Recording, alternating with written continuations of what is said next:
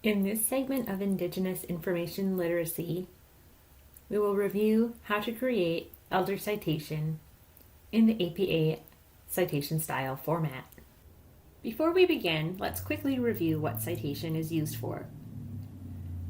Citation is a standard way for writers to credit or acknowledge the sources of information used in their writing.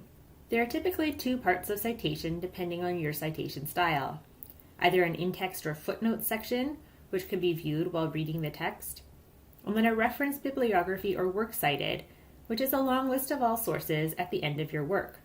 There are three main citation styles to be aware of. The American Psychological Association, also known as the APA Citation Style. This is primarily used in the disciplines of psychology and social sciences. The Modern Language Association Citation Style, also known as MLA, is mostly used in English.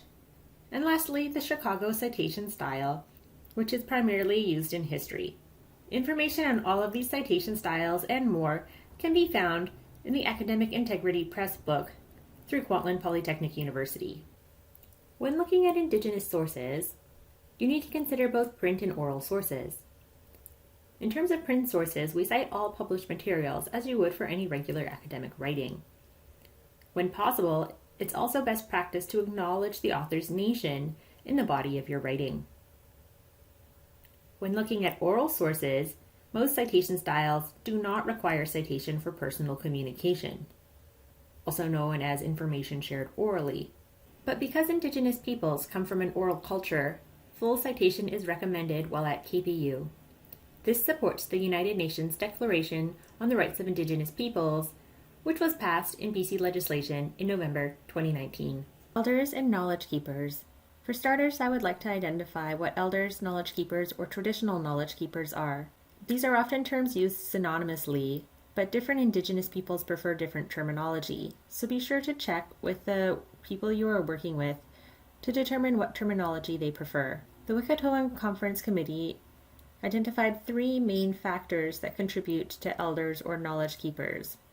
Elders and knowledge keepers must have cultural knowledge. Cultural knowledge derived through years of interactions and passing down of information from generation to generation. These cultural knowledges will have been reinforced through protocols and ceremonies. Elders and knowledge keepers must also possess wisdom derived through years of experience. And lastly, elders and knowledge keepers must be identified within their own community as someone that is an elder or knowledge keeper. Someone can't simply claim the status elder or knowledge keeper. It's a position bestowed upon someone by the community.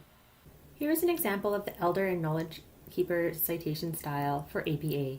This style was created following the template from Norquest College and modified by our elder in residence, Lakayton. Within the references, please note the last name followed by the first name initial of the elder or knowledge keeper. In brackets, indicate whether they are an elder or a knowledge keeper, and then state the nation where they are from. Include a topic or subject of communication if applicable. Note that this was a personal communication. The date, followed by a territorial acknowledgement of where the information was shared.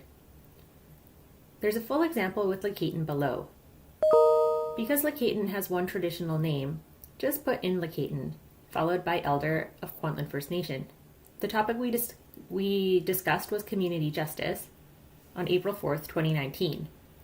We shared this information on the unceded territories of the Kwantlen, Musqueam, Kitsi, Semiahmoo, Tawasin, Kikite, and Coquitlam peoples. When referencing this in text, please include the name of the elder, followed by the date. If you need guidance determining the traditional territories in which the information was shared, please visit nativeland.ca. Elder and Knowledge Keeper citation is not officially used in the APA, MLA, or Chicago citation styles.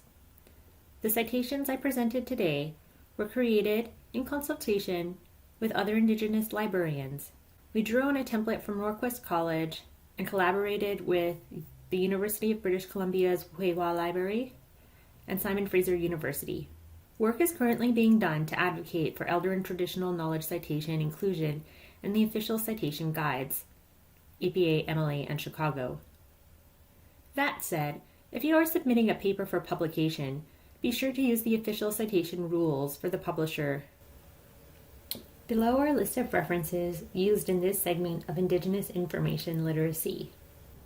My name is Rachel Chong, and I am the Indigenous Engagement and Subject Liaison Librarian at Kwantlen Polytechnic University. I am also the creator of this instructional video series. If you have any questions about the content, please feel free to get in touch at rachel.chong1@kpu.ca.